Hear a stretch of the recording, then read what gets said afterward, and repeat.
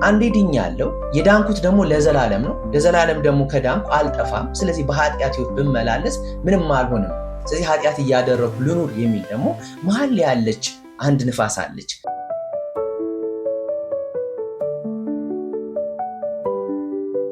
ሰላም፣ እንዴት ከረማችሁ? እንዴት አላችሁ? ዛሬ በዚህ ቪዲዮ ላይ በሶሻል ሚዲያ ላይ የተዘዋወረ ያለ አንድ ሀሳብ አለ። ይሄ ከበፊት ጀምሮ ሲዘዋወር የነበረ ሀሳብ ነው። አሁንም እንደ አዲስ ሆኖ ስለተነሳ ነው እንጂ በተለያየ ጊዜ ይሄ አስተሳሰብ ይነሳል። ምንድን ነው? አንዴ የዳነ ለዘላለም ይድናል አይጠፋም የሚል አስተሳሰብ አለ። ይሄኛው ደግሞ የዳነ ሰው ድነቱ ሊያጣ ይችላል የሚል አስተሳሰብ አለ። እንግዲህ ሁለቱም አስተሳሰቦች የወጡት ከመጽሐፍ ቅዱስ ውስጥ ነው። ይሄኛውም ትክክል ነው፣ ይሄኛውም ትክክል ነው። ምክንያቱም አስተሳሰቦቹ ትክክል ናቸው። ነገር ግን የትኛውን ነው መቀበል ያለብን? የትኛውን አስተሳሰብ ተቀብለን መሄድ አለብን? ይሄኛውን የሚከተሉ በጣም ብዙ ሰዎች አሉ፣ ይህንን የሚከተሉ ብዙ ሰዎች አሉ። ግን መጽሐፍ ቅዱስ ግን የሚያስተምረንና መጽሐፍ ቅዱስ የሚያሳየን ትክክለኛው እይታ የትኛው ነው? የትኛውን ተቀብለን ነው ማራመድ ያለብን? በዚህ መንገድ ራሳችንን ማዘጋጀት አለብን የሚለውን ነገር ይህንን ቪዲዮ ያዘጋጀውላችሁ በተወሰነ መልኩ የሆነ ክሊር የሆነ ነገር ላሳያችሁ ስለምፈልግ ነው። ምክንያቱም አንዳንድ ጊዜ እንደዚህ ብዥታ ይፈጠረብንና መሀል ላይ ልንሆን እንችላለን። ይህንንም ሳንቀበለው መሀል ላይ እንሆንና የሆነ ግራ የተጋባ አይነት ውስጥ ልንገባ እንችላለን። ይህንን ቪዲዮ እስከ መጨረሻው ድረስ ተከታተሉኝ። ይህ ቪዲዮ መጀመሪያ ጊዜ እናንተ ጋር ከደረሰ ሳብስክራይብ ማድረግ አትርሱ። ላይክ አድርጋችሁ ጀምሩት፣ ብዙ ሰዎች ጋር ቪዲዮ እንዲደርስ። ስለዚህ ወደ ዋናው ጉዳይ ልግባ። አንዴ የዳነ ለዘላለም ድኖ ይቀራል የሚለው አስተሳሰብና የዳነ ሰው ደህንነቱን ሊያጣ ይችላል የሚለው አስተሳሰብ የነበረ ነው፣ አዲስ ነገር አይደለም። ቴዎሎጂ ትምህርት ቤት ገብታችሁ ስትማሩ እንግዲህ የገባችሁ ሰዎች ምናልባት ይህን ቪዲዮ ስትመለከቱ ብዙ ጊዜ አስተማሪዎች ሲያስተምሩ አስተሳሰቦቹን ያመጡና ያሳያቸዋል። ይህ አስተሳሰብ አለ፣ ይህ አስተሳሰብ አለ፣ ይህ አስተሳሰብ አለ ይሏችሁና አስተማሪው ግን የሚከተለውን አስተሳሰብ አይነግራችሁ፣ ለእናንተ ነው የሚተዋላችሁ። ስለዚህ እናንተ ከእነዚህ አስተሳሰቦች ትመርጡና ይሄኛው ልክ ነው ብላችሁ የምትጓዙበትን በምርጫችሁ የምታደርጉት ነገር ነው። እንግዲህ ይሄ ቴዎሎጂ ትምህርት ቤት ውስጥ ያሉ ነገሮች ናቸው። እኔ ቴዎሎጂ ትምህርት ቤት ስማርም እንግዲህ ብዙ አስተሳሰቦች ተነግረውን ነበር እና ከነዚህ ውስጥ የትኛው ይሻላል የሚለውን እኔ አንዳንዶቹን በግሌ መጽሐፍ ቅዱስ ምን ይላል፣ መጽሐፍ ቅዱስ ላይ ያለው አስተሳሰብ ምንድን ነው፣ መጽሐፍ ቅዱስ የሚናገረው ትክክለኛ እይታ ምንድን ነው የሚለውን ነገር ካየሁ በኋላ የራሴን የግሌን ምልከታ የሚይዝባቸውን ነገሮች ያገኘሁባቸው ነገሮች አሉ። ነገር ግን አሁን ይህንን የዛሬውን የማሳያችሁን ነገር እነዚህኞቹም ልክ ናቸው ስትመለከቱት ልክ ናቸው። እነዚህም ልክ ናቸው። ምክንያቱም አንድ ሰው ከዳነ የዳነው ለዘላለም ነው፣ ደግሞም ለዘላለም ስለዳነ አይጠፋም። ይሄኛው ደግሞ የዳነው ሰውዬ ሊጠፋ የሚችልበት አንዳንድ ነገሮች ስላሉ ደህንነቱን አስጠብቆ መጓዝ አለበት፣ መጠበቅ አለበት ይላል። ከዛ በሁለቱ መካከል ደግሞ ንፋስ አለች። መሀል ንፋሷ ምንድናት? አንዴ ድኛለሁ፣ የዳንኩት ደግሞ ለዘላለም ነው፣ ለዘላለም ደግሞ ከዳንኩ አልጠፋም። ስለዚህ በኃጢአት ሕይወት ብመላለስ ምንም አልሆንም። ስለዚህ ኃጢአት እያደረኩ ልኑር የሚል ደግሞ መሀል ላይ ያለች አንድ ንፋስ አለች። ስለዚህ ሁለቱም ይህንን ለማስታረቅ ነው እየታገሉ ያሉት እና ስታዩቸው ይህንን አሁን በተለያዩ አስተማሪዎች ስታዩቸው ሁሉም አንድ አይነት ንግግር ነው የሚናገሩት፣ አንድ አይነት አስተሳሰብ ነው የሚያንጸባርቁት። የሆነ የወጣ ነገር አታዩዋቸው፣ የሆነ እንደዚህ አፈንግጦ የወጣ ነገር አትመለከቱም። ሁለቱም የሚናገሩት ትክክል ናቸው። የሚናገሩበትም የእግዚአብሔር ቃል መጽሐፍ ቅዱስ ላይ ያሉ ክፍሎችም ልክ ናቸው። ግን የሆነ ሰፊ እንደዚህ የሰፋ ልዩነት እንዳላቸው አድርገን እንድንመለከት አንዳንድ ሰዎች ያንን ነገር ያመጡብናል። ነገር ግን ይሄኛው ማስተሳሰብ ሁለቱን አንድ ላይ ብናደርጋቸው፣ ሁለቱንም አንድ ላይ ብናጣምራቸው ትክክለኛና እውነተኛውን የእግዚአብሔርን ቃል የሚያስደግፍልን ወይም የእግዚአብሔርን ቃል የሚያጸናልን ነገር እናገኛለን። ስለዚህ አሁን ይሄኛውን በኃጢአት እየተመላለሰና በኃጢአት ጸንቶ ለመኖር የሚፈልገውን ሰውዬ ወይም ደግሞ ኃጢአትን እየተለማመደና ከኃጢአት ጋር አብሮ ለመኖር የሚፈልገውን ሰውዬ ለማስተካከል ሲባል ሁለቱ እንደዚህ የተለያዩ እየመሰሉን መጥተዋል። ስለዚህ እነዚህ ነገሮች የተወሰነ ነገር እንትን ላድርግላችሁ። መርጅ ላድርግላችሁ ላምጣላችሁ። የመጀመሪያው አንድ የዳነ ለዘላለም ድኖ ይቀራል የሚለው ነገር ለምሳሌ የዮሐንስ ወንጌል ምዕራፍ 10 ቁጥር 28 ላይ እኔ የዘላለም ሕይወት ሰጣችኋለሁ ከቶ አይጠፋም፣ ከእጄ ሊነጥቃችሁ የሚችል ማንም የለም። እነርሱን የሰጠኝ አባቴ ከሁሉም ይበልጣል፣ ከአባቴ እጅ ማንም ሊነጥቃችሁ አይችልም፣ እኔና አብ አንድ ነን ይላል። ከዛ ደግሞ ወረድ ይልና ሌላ ደግሞ ክፍል ዮሐንስ ወንጌል ምዕራፍ 5 ቁጥር 24 ላይ እውነት እላችኋለሁ ቃሌን የሚሰማ በላከኝ የሚያምን የዘላለም ሕይወት አለው፣ ከሞት ወደ ሕይወት ተሻገረ እንጂ ወደ ፍርድ አይመጣም ይላል። እያለ ብዙ ክፍሎች አሉ እንደዚህ የሚያነሳቸው። ስለዚህ ከክርስቶስ እጅ ሊነጥለን ሊያስወጣን የሚችል ምንም ኃይል የለም። ስለዚህ ያዳነንና ወደ ራሱ የሳበን ታማኝ ነው። ከሱ ሊነጥቀን ወይም ከሱ ሕይወት ሊያስወጣን የሚችል ምንም ጉልበት የለም። ያው ሌላ ክፍል ላይ ስናይ መላእክቶች ቢሆኑ አጋንንት ቢሆን ይህች ዓለም ብትሆን የሚመጣው ምንም ቢሆን ከክርስቶስ ፍቅር የሚለየን ማንም የለም ይላል። ስለዚህ ከክርስቶስ ከሰጠን ሕይወት ከባለቤቱ እጅ ፈልቅቆ ሊያስወጣን የሚችል ምንም ፓወር የለም፣ ምንም ኃይል የለም። ምክንያቱም የተያዝንበት እጅና የተዋጀንበት እጅ የጸናች እጅ ናት። ስለዚህ የዳነውም በእሱ አማካኝነት ስለሆነና የዳንበትን መንገድ የሚያዘጋጀልን ራሱ እግዚአብሔር ስለሆነ ከኛ የተደረገና ከኛ አስተዋጽኦ የመጣ ነገር ስለሌለ ደህንነታችን ወይም የመዳናችን ጉዳይ በእግዚአብሔር እጅ የተያዘ ጉዳይ ነው። ስለዚህ ለመዳን የታገልንበት ነገር የለም። ለምሳሌ የሰው ልጆች በምድር ላይ ያሉ ሰዎች የተባሉ በጠቅላላ ተሰብስበው መዳን እንፈልጋለን፣ ኃጢአት በቃ ሰልችቶናል፣ በኃጢአት የመኖር ህይወት በቃን፣ በሰይጣን ስርዓት ውስጥ የመኖር ህይወት በቃን፣ ስለዚህ እኛ አዳኝ እንፈልጋለን እንድታድነን ብለው የሆነ ሪፖርት አድርጎ አይደለም የሰው ልጆች የዳኑት። ምክንያቱም ይህንን ማድረግ የሰው ልጅ ስለማይችል በጨለማ ዓለም ውስጥ የሚኖር ነው። በኃጢአት የጸና ህይወት ውስጥ የሚኖር ሰው ነው። እንደገና የእግዚአብሔርን ሀሳብና ፍቃድ የሚከተል አይደለም የሰው ልጅ። ስለዚህ ከእግዚአብሔርን ነገር ወጥቶ በራሱ ጨለማ ህይወት ውስጥ የሚመላለስ የሰው ልጅ ብርሃን እንዲበራለት እና በብርሃን ህይወት ውስጥ እንዲመላለስ ራሱ ነው እግዚአብሔር ብርሃን ሆኖ የመጣው ማለት ነው። ስለዚህ ለደህንነታችን ወይም ለመዳናችን ያደረግነው አስተዋጽኦ ምንም የለም። በስራችን አንጸድቅም፣ በስራችን ወደ መንግስተ ሰማያት አንገባም፣ በስራችን ከእግዚአብሔር ጋር ህብረት ለመፍጠር አንችልም፣ በስራችን የተለያዩ ነገሮች ማድረግ አንችልም። ምክንያቱም የዳንበት ህይወት በእምነት የተገኘ ህይወት ነው። ስለዚህ ጌታ ኢየሱስን በማመን ያገኘንበት ህይወት ስለሆነ ከዚህ እጅ ወይም ደግሞ ከተያዝንበት እጅ ማንም አያስወጣንም። ማንም ፈልቅቆ ወደዚህኛው ህይወት ሊያመጣን አይችልም። ኦልሬዲ የተያዝንበት እጅ የጸናች እጅ ናት። ስለዚህ ስለ መዳናችን ስናስብ ጌታ ያዳነን ለዘላለም ነው ያዳነን፣ ጊዜያዊ ማዳን አይደለም። ለዚህ ነው መንፈሱን ማስያዣ አድርጎ የሰጠን፣ ቀብድ አድርጎ የሰጠን። ምንድነው? ህይወት አላችሁ፣ ከሞት በኋላ ሌላ ህይወት አለ። የዘላለም ህይወት እንዳለ ማስረጃ ይሆን ዘንድ እርግጠኛ እንሆን ዘንድ ያንን ህይወት እንደምንካፈልና በዛ ህይወት ውስጥ እንደምንኖር ማረጋገጫ መንፈሱን የሰጠን እኮ እርግጠኛ እንድንሆን ነው። እንደማንጠፋ እንደማንበላሽ ወደ እሱ ህይወትና ወደ እሱ መንግስት ውስጥ እንደምንገባ እርግጠኞች ሆነን በዚህ ህይወት እንድንመላለስና ወደዛች ወደ እግዚአብሔር ወዳሰበልን ስፍራ እንደምንደርስ መንፈሱን የሰጠን እኮ እርግጠኛ እንድንሆን ነው። ምክንያቱም መንፈሱን ባይሰጠንና ቀብድ ባንቀበል እኮ እንትን እናደርጋለን። እጠፋለሁ አልጠፋም፣ ህይወት ይጓደላል አይጓደልም፣ ከሞት በኋላ ያለው ህይወት እውነት ነው አይደለም የሚለው ውዝግብ ውስጥ ልንገባ እንችላለን። ምክንያቱም ማረጋገጫ ወይም ደግሞ ማስያዣ ስላልተሰጠን በደመ ነፍስ ነው የምንንቀሳቀሰው። ለዚህ ነው እግዚአብሔር አስቀድሞ በመንፈሱ አማካኝነት ማረጋገጫ ማህተብ ያደረገብንና የእግዚአብሔርን ህይወትና የእግዚአብሔርን መንግስት እንደምንወርስ በመንፈሱ አማካኝነት ያረጋገጠልን ወራሽ እንደምንሆን ነው። እንወርሳለን፣ እንገባለን፣ ለዘላለም ድነን እንቀራለን፣ ለዘላለም ህይወት የተዘጋጀን ሰዎች ነን ብለን እርግጠኛ ሆነን የምንጓዝበት ምንድነው? ቀብድ የሆነው መንፈሱ እኛ ውስጥ ስለሚኖር ነው፣ ማስያዣው እኛ ውስጥ ስላለ ነው። ስለዚህ ምንም የምንፈራበት፣ ምንሰጋበት፣ ግራ የምንጋባበት ነገር የለም። በማመናችን በተቀበልነው ህይወት ከክርስቶስ ጋር ባለን ህብረትና ለዘላለም በተሰጠን ዋስትና ከዚህ እጅ ወይም ከዚህ ከተያዝንበት ነገር ፈልቅቆ የሚያወጣን ነገር የለም። ይሄ የተረጋገጠ እውነት ነው። የተረጋገጠና ደግሞ ተቀብለነው የምንኖርበት ህይወት ነው። ስለዚህ እኔ በየቀኑ ጠፋለሁ፣ የሆነ ነገር ሳደርግ እንትን እሆናለሁ፣ የሆነ ነገር ሳደርግ ከዚህኛው ህይወት ተጓድዬ እወጣለሁ የምንልበት ስጋት ውስጥ የገባንበት ህይወት ሳይሆን ጸንተንና ይህንን ህይወት አምነን የምንከተልበት ህይወት ሁሌ ወራሽ እንደሆንኩ ነው፣ ገቢ እንደሆንኩ ነው ማስበው። ምናልባት በኃጢአት ህይወት ልመላለስ እችላለሁ።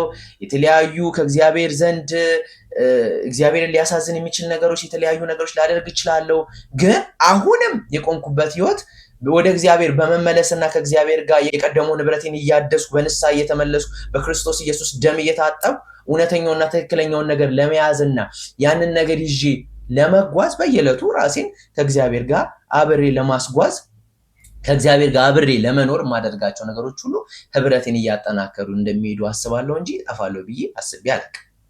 ስለዚህ የተያዝንበት ይሄ ነው። የዳንበት ለዘላለም ሊዳን ነው።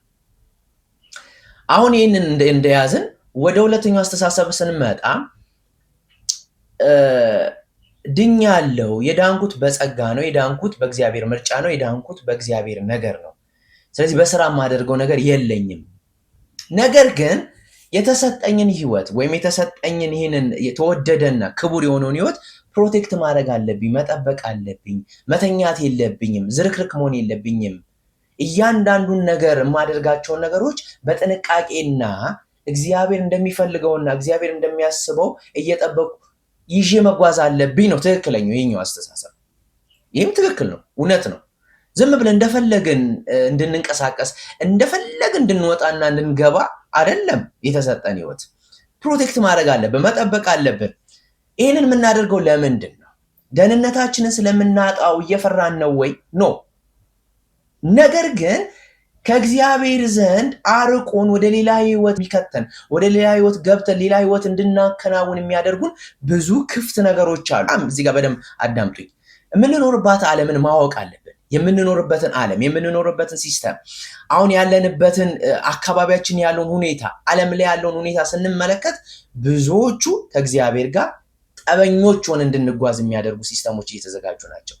እግዚአብሔርን እንድንክደው፣ እግዚአብሔርን ከህይወታችን እንድናስወጣው፣ እግዚአብሔር እንደማያስፈልገን በኃጢአት ህይወት ጸንተን እንድንኖርና ኃጢአትን እንደፈለገ አድርገን እንድንመላለስ የሚያደርጉ ነገሮች በጣም ብዙ ናቸው። ስለዚህ ጊዜያዊ በሆነው ደስታ ተጠምደን በኃጢአት ህይወት ጸንተንና ኃጢአተኝነትን ህይወታችን እያደረግን ኤክስፒሪየንስ እያደረግን ጸንተንና በዛ ህይወት ውስጥ እንድንቀጥል የሚያደርጉ ነገሮች በጣም በጣም ብዙ ናቸው። ቀጥሎ ደግሞ እራሱን ያመነውን ህይወት እንድንክደው የሚያደርጉ ነገሮች በጣም ብዙ ናቸው። አሁን ብዙዎቻችን የሆነች ጭፍን አስተሳሰብ ይዘን ነው የምንመላለሰው። በቃ ድኛለሁ፣ ምንም አልሆንም፣ ምንም አይመጣብኝም እያለ እንድንንቀሳቀስ የሚያደርጉን ነገሮች ስላሉ ይሄኛውን ፓርት እንረሳዋለን። ነገር ግን ዓለማችን በክፉ የተያዘች ናት። ኃጢአት በጣም እየጸና የመጣባት ዓለም ናት። በጣም ክፉ ነገሮች እየበዙበት ያለበት ሰዓት ነው። እኔ አሁን በዚህ ሰዓት ላይ በጣም በደንብ አስተውለን ካየ ነው እውነት የሆነ መከራ ቢመጣብን የሆነ ስደት ቢመጣብን አንዳንድ ቤተክርስቲያን ውስጥ የሆኑ አካላት መጥተው በመሳሪያም ቢሆን በተለያየ ነገር ቢያስፈራሩንና ታምናለህ ወይም ታምኛለሽ ወይ ቢሉን ብዙዎቻችን ልንክድበት የምንችለው ነገር ነው ያለው። መሰረት የለንም። የሆነ መሰረት ይዘን እኔ ከክርስቶስ ጋር እስከ ሞት ድረስ ታማኝ ሆኜ እኖራለሁ የሚል እንኳን የጸና ነገር እንኳን ያለን አይመስለኝም። ብዙ ቦታ ብትመለከቱ በቃ የሚዋልል ህዝብ ነው የምንመለከተው። ከዚህኛው ይሄዳል፣ ወደዚህኛው ይሄዳል፣ መፍትሄ ፍለጋ ይሄዳል፣ መፍትሄ ሲያጣ ወደ ሌላ አካል ይሄዳል። እኔ አንዳንድ ነገር ብነግራችሁ በጣም የሚገርማችሁ ነገሮች አሉ። እግዚአብሔርን እያመኑ እግዚአብሔርን እየተከተሉ የሆነ ችግራቸው አልፈታ የሆነ ነገራቸው መፍትሄ አላገኝ ሲላቸው እግዚአብሔር ዝም ሲላቸው በቃ ያ ነገር እንዳለ ይዘው መጓዝ በዛ ነገር በቃ እግዚአብሔር እስከሚመልሰው እግዚአብሔር ያን ነገር እስከሚፈታልኝ ከእግዚአብሔር ጋር እሆናለሁ ከእግዚአብሔር ጋር ወግናለሁ ከማለት ይልቅ ወደማይሆን ህይወት ውስጥ የገቡ ሰዎች በደንብ አይቻለሁ። እኔ በዚች በአጭር እድሜ አንዳንዱ ጠንቋይ ቤት የሄዱ ሰዎች አሉ ለሆነ ነገር መፍትሄ ብለው። ይሄ ማለት መካድ ማለት እኮ ነው። እዛ ደርሰው መጥቼ እግዚአብሔርን አመልካለሁ እግዚአብሔርን እከተላለሁ ማለት በጣም ይከብደኛል ለኔ። ምክንያቱም ሌላ ዓለም ውስጥ ገብታችኋል፣ ሌላ አካል ወይም ሌላ ጌታ ተቀብላችኋል። አሁን ብዙዎቻችን ቤተክርስቲያን ውስጥ የሆነ ነገር ፈተና የሆነ መከራ የሆነ ነገር ቢመጣብን ብዙ ሰዎች እንደሚክዱ ክርስቶስን እንደሚተው እርግጠኛ ነኝ። 100% ነግራችኋለሁ። መሰረት የለውም። ብዙ ህዝብ መሰረት የለውም። ያመነውን አያውቅም። የተቀበለውን ህይወት ምን እንደሆነ አያውቅም። እንደገና ደግሞ ይሄ በመከራ ውስጥ መጽናት፣ በፈተና ውስጥ መጽናት፣ በሚመጡብን ማንኛውም ቻሌንጅ ውስጥ ጸንቶ መቆም የሚባለው ነገር ብዙ ሰው አይፈልገውም። ስለዚህ ትንሽ ነገር ነካ ሲያደርገው ወደዛኛው ዓለም የሚመለስ ሰው የበዛበት ጊዜ ነው። ስለዚህ አንዳንድ ነገሮች ክፍተቶች አሉ ሲባል እንደዚህ አይነት ነገሮች አሉ። ስለዚህ የዕብራውያን ምዕራፍ 10ን ስትመለከቱ የዕብራውያን ምዕራፍ 3ን ስትመለከቱ ቆሮንቶስ 10ን ስትመለከቱ ለቤተክርስቲያን የተጻፉ ደብዳቤዎች ናቸው እና እነዚህ ደብዳቤዎች ግን እነዚህን አማኞችን እንደዚህ ነገሮች አሉ። ለምሳሌ እንትን ላሳያችሁ የተነገሩት ዕብራውያን ላይ አንደኛ ቆሮንቶስ ላይ የተነገሩትን ላሳያችሁ። እንደዚህ አውጥቻችኋለሁ። ከእነርሱም አንዳንዶቹ እንዳደረጉ ጣዖት አምላኪ አትሁኑ፣ እኛም ዝሙትን አንፈጽም። ከእነርሱ አንዳንዶቹ ጌታ እንደተፈታተኑት በእባብ ተነድፈው እንደጠፉ እኛም ጌታን አንፈታተን። ከእነርሱም አንዳንዶቹ እንዳጉረመረሙና በአጥፊው እንደጠፉ አታጉረምርሙ። ስለዚህ ተደላድዬ ቆሜያለሁ የሚል ቢኖር እንዳይወድቅ ይጠንቀቅ ይላል። እንደገናም ከእናንተ ማንም ከሕያው እግዚአብሔር የሚያስኮበልል ኃጢአተኛና የማያምን ልብ እንዳይኖረው ይጠንቀቅ። ነገር ግን ከመካከላችሁ ማንም በኃጢአት ተታሎ ልቡ እንዳይደነድን። እያያችሁ ነው። የእውነትን እውቀት ከተቀበልን በኋላ ሆን ብለን በኃጢአት ጸንተን ብንመላለስ ከእንግዲህ ለኃጢአት የሚል ሌላ መስዋዕት አይኖርም ይላል። እንደገና ደግሞ ታዲያ የእግዚአብሔር ልጅ የረገጠ የተቀደሰበትንም የኪዳኑን ደም እንደተራ ነገር የቆጠረ የጸጋውን መንፈስ ያክፋፋ። አሁን እነዚህ ሰሌክት አድርጌ ያወጣኋቸው ነገሮች ናቸው ከየክፍሉ። ስለዚህ አሁን እነዚህ ክፍሉ ስትመለከቱ ጌታን አንፈታተነው፣ አናጉረምረም፣ ማንም የቆመ ቢመስለው እንዳይወድቅ ይጠንቀቅ የሚል አለ። እንደገና ከእናንተ ማንም ከሕያው እግዚአብሔር የሚያስኮበልል። አያችሁ፣ አሁን እየተነገረ ውስጥ ያሉት ነገሮች ሁሉ ከኃጢአት ጋር የተገናኙ ናቸው። ስለዚህ ከእግዚአብሔር ዘንድ ሊያስኮበልለን የሚችል ኃጢአት አለ፣ ሊያታልለን የሚችል ከእግዚአብሔር ሊያርቀን ከእግዚአብሔር ሊያወጣን የሚችል አታሎ ወይም ጊዜያዊ ደስታ ሰጥቶ በዛ ደስታ ውስጥ ጸንተን እንድንኖር የሚያደርጉ እንደዚህ አይነት ክፍት ነገሮች አሉ። ስለዚህ ተጠንቀቁ ይላል። አሁን ምንድን ነው ይህንን ስናስብ ኃጢአት እንደሆነ እያወቀን በኃጢአት ጸንተን የምንመላለስ ከሆነ ኃጢአት ስናደርግና በኃጢአት በጸና ሕይወቱ ስንቆም ምን እያልን ነው? የክርስቶስ ኢየሱስ ደም ዋጋ የለውም እያልን ነው። የጸጋውን መንፈስ የተሰጠንን መንፈስ እንደ ተራ ነገር እንደ ርኩስ ነገር እየቆጠርን ያለንበትን ሁኔታ እያሳየን ነው። ስለዚህ አጌንስት እየሆንን ነው፣ ተቃራኒ እየሆንን ነው።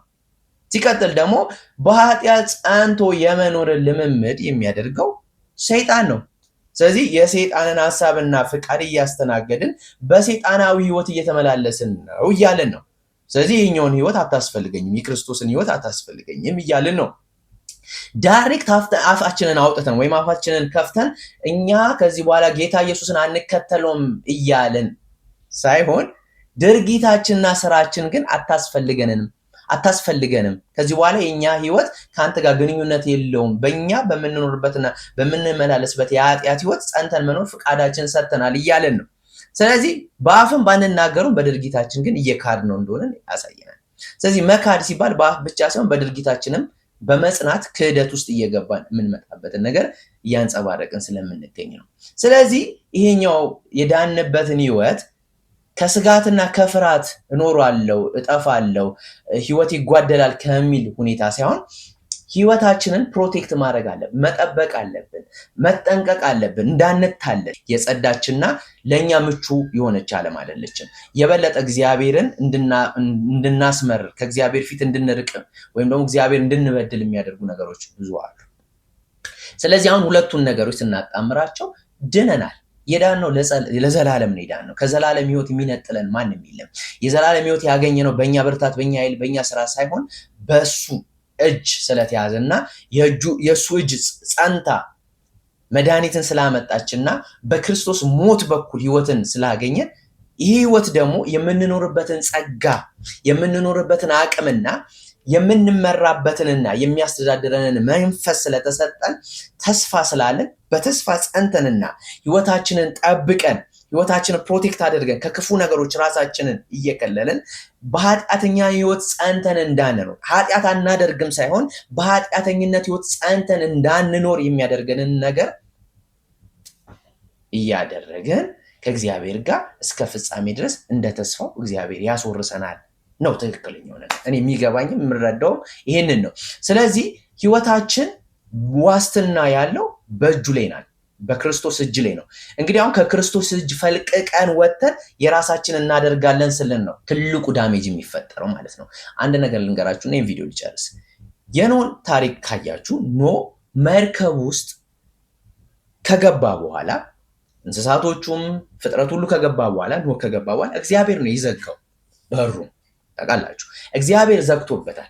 ስለዚህ ከዛ በር ወይም ደግሞ ከዛች መርከብ ውስጥ ሰዓቱ ደርሶ ውሃው ጎሎ እንዲወጣ እግዚአብሔር ካልከፈተለት በስተቀር ኖህ በሩን ከፍቶ ቢወጣ ሊደርስበት የሚችለውን ነገር ማየት በጣም ቀላል ነው። ምክንያቱም ሊጠፋ ይችላል። ምክንያቱም ያልገቡ ሰዎች ውሃ አጥፍቷቸዋል። ያልገቡ ሰዎች ምድር ላይ የነበሩ ሰዎች ጠፍተዋል፣ ውሃ አጥፍቷቸዋል። ስለዚህ ከመርከብ ውስጥ አይ መርከቡ አታስፈልገኝም፣ መርከብ ውስጥ ያለው ህይወት አልተመቸኝም፣ መርከብ ውስጥ ያለው ነገር ምቹ አይደለም፣ ከመርከቡ ወጥቼ ያኛውን ህይወት እፈልጋለሁ ካላችሁ ምርጫችሁ የናንተ ነው። ስለዚህ ጥፋት ውስጥ ነው የምትገቡት። ለዚህ ነው አንዳንድ ጊዜ የብሉይ ኪዳንን መጽሐፍ በደንብ ስናያቸው የእስራኤል ህዝብም ከግብፅ ሲወጣ በእግዚአብሔር ክንድ እንደወጣ አይተን ምድረ በዳ ላይ ግን የቀረውና ምድረ በዳ ላይ ያለቀው ግን ባለማመኑ በኃጢአተኝነት ህይወት መጽናቱ ከእግዚአብሔር ጋር ባለው ግንኙነት ላይ ተቃራኒ በሆኑ ነው ራሱ በገዛ እጁ ነው ህዝቡ የጠፋው። ስለዚህ እንደዚህ አይነት ነገሮች ስላሉ ለማንኛውም ህይወታችንን በጥንቃቄ እግዚአብሔርን በመፍራት እና እግዚአብሔር እንደሚለው እንደ ሐሳቡ እንደ ቃሉ በመኖር ህይወት የጥበበኞች የህይወት መንገድ ነው። ጥበበኛ ሰው ጅል አይደለም። ጥበበኛ ሰው ሞኝ አይደለም። ጥበበኛ ሰው እያንዳንዱን ህይወቱን ከእግዚአብሔር ጋር እንዴት ማራመድና ከእግዚአብሔር ጋር እንዴት አድርጎ ማስጓዝ እንዳለበት ያውቃል። ጅሎች ናቸው የሚጠፉት፣ ሞኞች ናቸው የሚጠፉት። ሞኞች ማንም ይነዳቸዋል፣ ማንም እንደፈለገ ያዟዙሯቸዋል። ጥበበኛ ሰው ግን እግዚአብሔር ተጠንቀቅ ካለው ተጠንቅቆ ይኖራል። ስለዚህ ጥንቃቄ አስፈላጊ ነው። በጥንቃቄ ህይወት መመራት ህይወታችንን ለትክክለኛው ዴስቲኒያችን ወይም ለትክክለኛው ቦታ ያደርሰናል። ዘለን መኪና ውስጥ እንደማንገባ፣ ዘለን ሮጠን መኪና ውስጥ እንደማንገባ ሁሉ የትኛውም አደጋ እንዳይደርስብን ጥንቃቄ እንደምናደርግ ሁሉ ለመንፈሳዊ ህይወታችንና ለተሰጠን ህይወት ጥንቃቄ እንድናደርግ ታዘናል። ይህንን ካላደረግን ከዚህ ህይወት እንጓደላለን ነው ትክክለኛው ነገር። ስለዚህ ይህንን ካያችሁልኝ ሀሳባችሁን ኮሜንት ላይ ጻፉ። የተለያየ ነገራችሁን ማስቀመጥ ትችላላችሁ። እስካሁን ድረስ እየተከታተላችሁ ከነበራችሁ ሳብስክራይብ ማድረግ አትርሱ። ላይክ አድርጉ፣ ሼር አድርጉት። በሌላ ቪዲዮ እንገናኛለን። ሰላም ቆዩ።